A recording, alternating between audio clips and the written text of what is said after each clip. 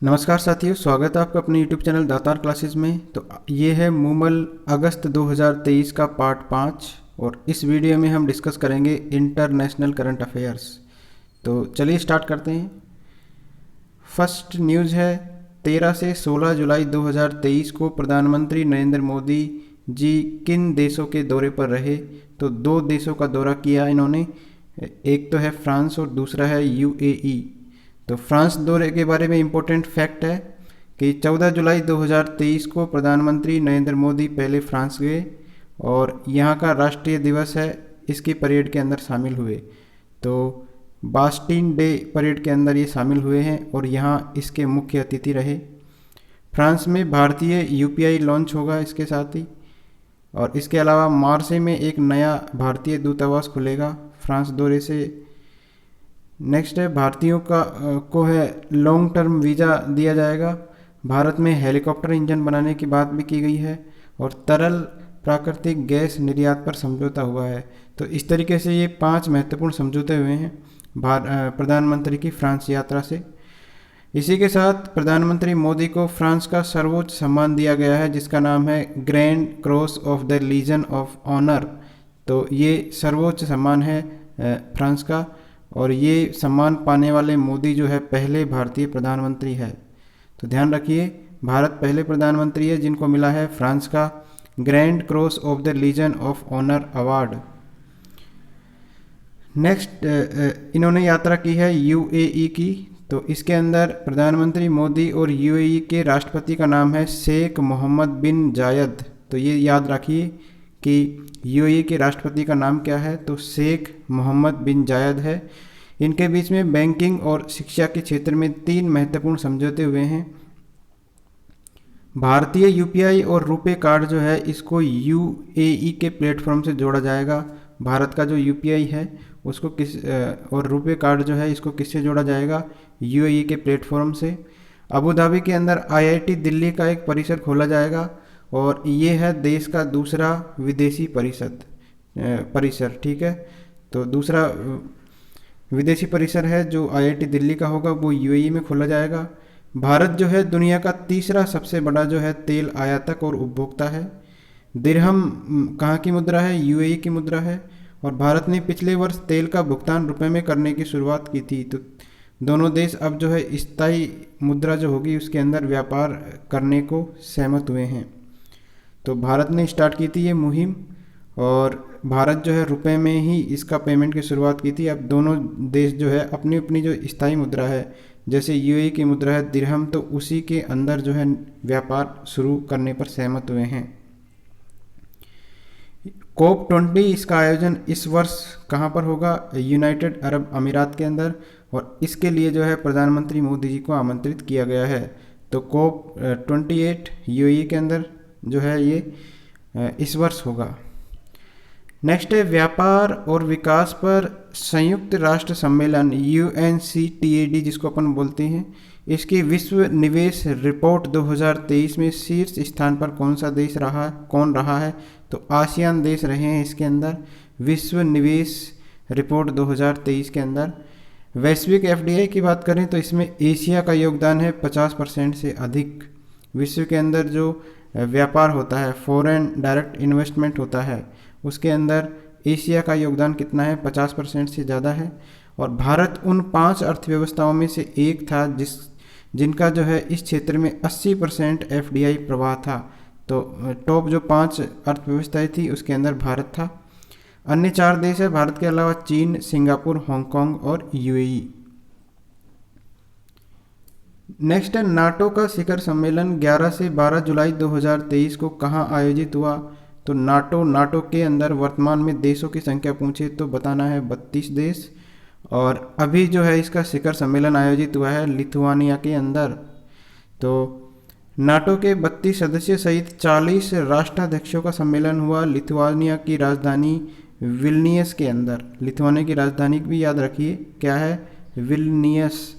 Japan, Australia, New Zealand और दक्षिण Korea जो है मेहमान सदस्य के रूप में इसके अंदर शामिल हुए नाटो शिखर सम्मेलन के अंदर। नेक्स्ट है Icon of the Seas. Icon of the Seas क्या है, ये सबसे बड़ा क्रूज है, दुनिया का सबसे बड़ा क्रूज है और टाइटैनिक से लगभग ये है 5 गुना बड़ा और ये पहली बार सामने आया है। 1198 फीट लंबा है, आइकन ऑफ द सीज। इस नाम के क्रूज का वजन है 2,50,800 टन। तो इसका वजन इतना भारी है और ये है 5 गुना बड़ा टाइटैनिक टाइटैनिक जो था उससे। इसमें जो है एक साथ 7,600 मेहमान और चालक दल और 2350 सदस्य यात्रा कर सकते हैं और इसका निर्माण कहाँ किया गया है? फिनलैंड के अंदर। तो आइकन ऑफ द सीज कहाँ का क्रूज है? ये क्रूज है फिनलैंड का और सबसे बड़ा है, दुनिया का सबसे बड़ा। नेक्स्ट है एशियाई प्रशांत मनी लॉन्ड्रिंग पर पर्यवेक्षक का दर्जा पाने वाला पहला अरब देश कौन सा है? मनी लॉन्ड्रिंग पर पर्यवेक्षक का दर्जा पाने वाला पहला अरब देश है यूएई। नेक्स्ट है 18 जुलाई 2023 को जारी हेनले पासपोर्ट इंडेक्स 2023 में भारत का स्थान रहा 80वां और इसके अंदर टॉप किया है किसने? सिंगापुर ने पीछे छोड़ा है किसको? जापान को। जापान लगातार 5 वर्ष से टॉप कर रहा था इसके अंदर हेनले पासपोर्ट इंडेक्स में और इस बार टॉप किया है सिंगापुर ने। भारत का स्थान है 80वां और ये जो है वीज़ा मुक्त पहुंच के आधार पर इसको तैयार किया जाता है। 192 देशों की सूची के अंदर सिंगापुर टॉप पर रहा। जापान जो है अब तीसरे स्थान पर आ गया। भारत का है 80वां स्थान और गत वर्ष था 85वां। अमेरिका 8वें स्थान पर है और ब्रिटेन चौथे स्थान पे है।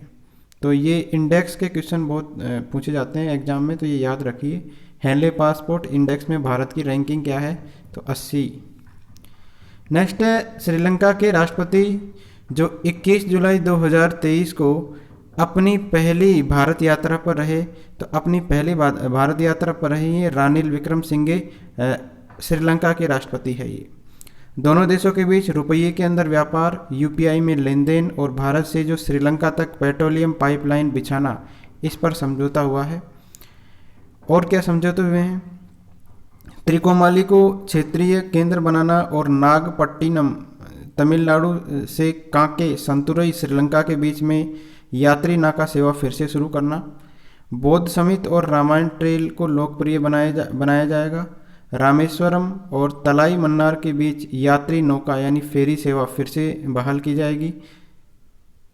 तो ये जो है ये समझौते हुए हैं भारत और श्रीलंका के बीच में और रानिल विक्रमसिंघे अभी आए थे भारत यात्रा पर।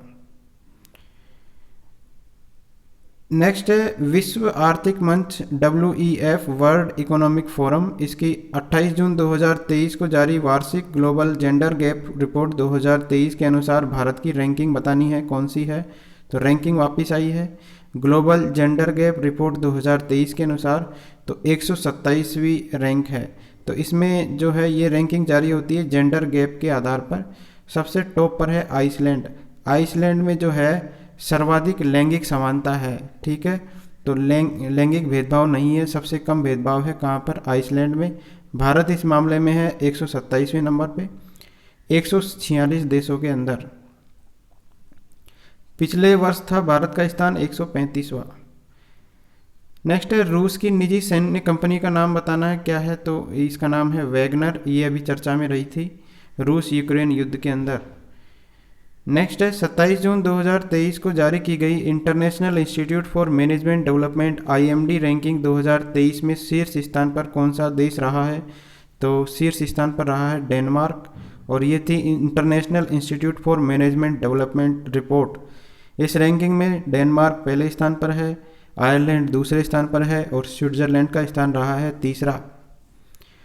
नेक्स्ट है स्टार्टअप जीनोम। इसके द्वारा जून 2023 में जारी की गई ग्लोबल स्टार्टअप इकोसिस्टम रिपोर्ट 2023 में भारत के शीर्ष 3 इकोसिस्टम कौन से हैं। तो दुनिया के, ठीक है, दुनिया के है शीर्ष 3 इकोसिस्टम। तो सबसे टॉप पर है सिलिकॉन वैली, दूसरे नंबर पर इकोसिस्टम में न्यूयॉर्क शहर और तीसरे स्थान पर है लंदन। भारत की बात करें तो भारत का जो बेंगलोर शहर है वो 20वें स्थान पर है। तो ध्यान रखिए ये जो है रिपोर्ट आई है ग्लोबल स्टार्टअप इकोसिस्टम की और टॉप किया है इसमें सिलिकॉन वैली में। और भारत का जो बेंगलोर शहर है वो इसके अंदर आया है 20वें स्थान पर। अगला है 29 जून 2023 को संयुक्त राष्ट्र संघ महासचिव एंटोनियो गुटेरेस ने भारत को किस अपमानजनक सूची से 12 वर्ष बाद बाहर कर दिया? तो 2010 में भारत को इसके अंदर शामिल किया गया था और अब इससे बाहर आ गया है इंडिया। और ये सूची थी हथियारबंद संघर्ष का बच्चों पर प्रभाव की सूची, तो इससे भारत को जो है बाहर कर दिया है। 28 जून 2023 को जारी की गई ग्लोबल पीस इंडेक्स 2023 में भारत का स्थान बताना है कौन सा है? तो ये भी इम्पोर्टेंट है। ग्लोबल पीस इंडेक्स 2023, इसके अंदर भारत का स्थान है 126वां। इसके अंदर कुल 163 देश में भारत का कौन सा स्थान है? 126वां स्थान है। आइसलैंड की बात करें तो वर्ष 2008 से लगातार शीर्ष पर बना हुआ है। दूसरे स्थान पर है डेनमार्क और तीसरे स्थान पर है आयरलैंड। तो ये बात हो रही है ग्लोबल पीस इंडेक्स की। तो सबसे ज़्यादा शांति कहाँ पर है? आइसलैंड के अंदर, और भारत इस मामले में है 126वें स्थान पर। सबसे ज़्यादा अशांत देशों की बात करें तो अफ़गानिस्तान है सबसे ज़्यादा अशांत देश। इसके बाद में है यमन और इसके बाद में है सीरिया। तो ये सबसे जो है अशांत देश है। हाल ही में किस देश के अंदर हाई ग्रेड फॉस्फेट का बेहद विशाल भंडार मिला है? तो हाई ग्रेड फॉस्फेट इसका विशाल भंडार मिला है नॉर्वे के अंदर, और नॉर्वे के अंदर 70 अरब टन फॉस्फेट भंडार मिलने का अनुमान लगाया गया है। अब तक विशाल भंडार जो है मोरक्को के पश्चिमी सहारा क्षेत्र के अंदर मिला था, जो कि था 50 बिलियन टन। तो अब जो मिला है सबसे बड़ा भंडार हाई ग्रेड फॉस्फेट का कहाँ पर मिला है? नॉर्वे के अंदर। अगला है भारत म्यांमार थाईलैंड त्रिपक्षीय राजमार्ग, ये बन रहा है भारत म्यांमार और थाईलैंड 3 देशों के बीच में, और इसकी लंबाई होगी 1400 किलोमीटर की। मणिपुर मोरहे से म्यांमार के रास्ते थाईलैंड के जो है माई सोत को ये जोड़ेगा। इसे कलकत्ता बैंकॉक हाईवे भी हम कह सकते हैं, और इसका सबसे बड़ा हिस्सा जो है भारत के अंदर रहेगा और सबसे कम जो हिस्सा रहेगा वो थाईलैंड के अंदर रहेगा। तो इस हाईवे का नाम रहेगा कोलकाता बैंकॉक हाईवे। 2027 में इसके पूर्ण होने की संभावना है। अगला है विश्व आर्थिक मंच द्वारा जारी की गई एनर्जी ट्रांजिशन सूचकांक 2023, ये भी सूचकांक है, एनर्जी से रिलेटेड है। तो भारत का स्थान है इसमें 67वां। स्वीडन है पहले नंबर पे है। इसके बाद में स्थान है डेनमार्क, नॉर्वे, फिनलैंड और स्विट्जरलैंड का। तो ध्यान रखना है ये जो इंडेक्स है एनर्जी ट्रांजिशन सूचकांक, इसके अंदर भारत का स्थान कौन सा है? 67वां। तो ये इंडेक्स जो है इसके अंदर 120 देशों की रैंकिंग में भारत का स्थान है 67। और विश्व आर्थिक मंच की बात करें तो ये एक अंतर्राष्ट्रीय गैर सरकारी संगठन है। इसकी स्थापना हुई थी 24 जनवरी 1971 को। तो इसके द्वारा ये रैंकिंग जारी की गई है, और इसके अंदर भारत का स्थान याद रखना है एनर्जी के मामले में 67वां। 4 जुलाई 2023 को संघाई सहयोग संगठन SCO इसके वर्चुअल शिखर सम्मेलन 23वां, इसकी अध्यक्षता किसने की है? तो इंडिया ने की है, और ये था SCO का वर्चुअल शिखर सम्मेलन। भारत के प्रधानमंत्री थे इसमें, और इनके साथ थे रूस के व्लादिमीर पुतिन, शी जिनपिंग चीन के, और पाकिस्तान के प्रधानमंत्री शाहबाज सीधे जुड़े हैं इसमें। इसके अंतर्गत वर्ष 2024 को जो है पर्यावरण वर्ष घोषित किया गया है।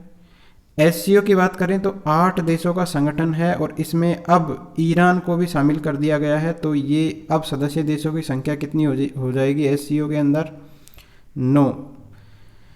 SCO को जो है वर्ष 2024 की अध्यक्षता कौन करेगा? कजाकिस्तान।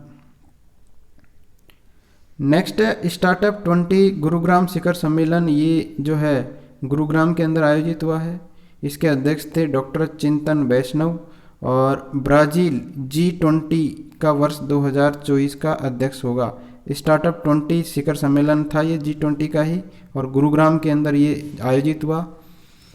ब्राज़ील जो है G20 का अगला मतलब 2024 का अध्यक्ष होगा। नेक्स्ट है नासा का आर्टेमिस मिशन 2025 किससे संबंधित है?